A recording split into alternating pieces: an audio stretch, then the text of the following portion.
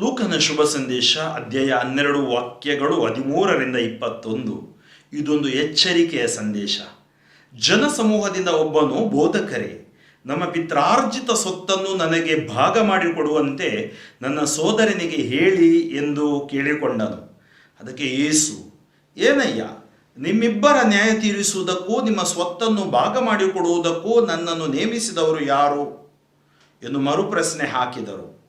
ಅನಂತರ ಜನರನ್ನು ಉದ್ದೇಶಿಸಿ ಎಚ್ಚರಿಕೆ, ಯಾವ ವಿಧವಾದ ಲೋಭಕ್ಕೂ ಒಳಗಾಗದಂತೆ ಜಾಗರೂಕರಾಗಿರಿ. ಏಕೆಂದರೆ ಒಬ್ಬನಿಗೆ ಎಷ್ಟೇ ಸಿರಿ ಸಂಪತ್ತಿರಲಿ, ಅವನ ನಿಜವಾದ ಜೀವನ ಅದನ್ನು ಅವಲಂಬಿಸಿಲ್ಲ ಎಂದು ಹೇಳಿದರು. ಅನಂತರ ಅವರಿಗೆ ಈ ಸಾಮತಿಯನ್ನು ಹೇಳಿದರು. ಒಬ್ಬ ಧನಿಕನಿದ್ದ, ಅವನ ಭೂಮಿ ಒಮ್ಮೆ ಸಮೃದ್ಧಿಯಾದ ಬೆಳೆ ಕೊಟ್ಟಿತು.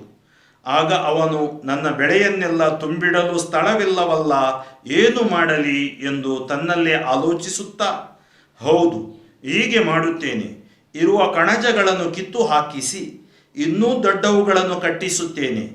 ಅಲ್ಲಿ ನನ್ನ ಎಲ್ಲ ದವಸ ಧಾನ್ಯಗಳನ್ನು, ಸರಕು ಸಾಮಗ್ರಿಗಳನ್ನು ತುಂಬಿಸಿಡುತ್ತೇನೆ. ಅಲ್ಲದೆ ಎಲೇ ಮನವೇ, ಅನೇಕ ವರ್ಷಗಳಿಗೆ ಬೇಕಾದಷ್ಟು ಸರಕು ಬಿದ್ದಿದೆ, ಆರಾಮವಾಗಿರು, ತಿನ್ನು, ಕುಡಿ, ಸುಖಪಡು ಎಂದು ಹೇಳಿಕೊಳ್ಳುತ್ತೇನೆ ಎಂದುಕೊಂಡ. ಆಗ ದೇವರು, ಎಲ್ಲವೋ ಮೂರ್ಖ, ಇದೇ ರಾತ್ರಿ ನೀನು ಸಾಯಬೇಕಾಗಿದೆ, ನಿನಗಾಗಿ ಸಿದ್ಧ ಮಾಡಿಟ್ಟಿರುವುದೆಲ್ಲ ಯಾರ ಪಾಲಾಗುವುದು ಎಂದರು.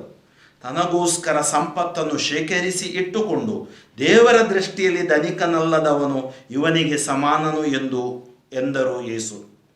ಆತ್ಮೀಯ ಸಹೋದರ ಸಹೋದರಿಯರೇ, ಈ ಎಚ್ಚರಿಕೆ ಸಂದೇಶವನ್ನು ತೆಗೆದುಕೊಳ್ಳೋಣ.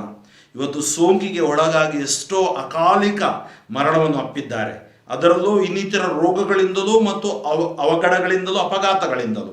ಅದಕ್ಕಾಗಿ ನಾವು ದಡ್ಡರಾಗುವುದು ಬೇಡ. ಯೇಸು ಸ್ವಾಮಿಯ ಹಾದಿಯಲ್ಲಿ ನಾವು ಜೀವಿಸೋಣ, ಲೋಕವನ್ನು ಜಯಿಸೋಣ. ಸರ್ವಶಕ್ತ ದೇವರಾದ ಪಿತಾ ಮತ್ತು ಸುತ ಮತ್ತು ಪವಿತ್ರಾತ್ಮರು ನಿಮ್ಮನ್ನು ಆಶೀರ್ವದಿಸಲಿ, ನಿಮಗೆ ಸೌಖ್ಯವನ್ನೀಯಲಿ. ಆಮೇನ್. ಫಾದರ್ ಫ್ರಾಂಕ್ಲಿನ್ ಡಿಸೋಜಾ, ಶಿವಮೊಗ್ಗ ಧರ್ಮಕ್ಷೇತ್ರ, ಯೇಸು ಸ್ಪರ್ಶ ತಂಡ.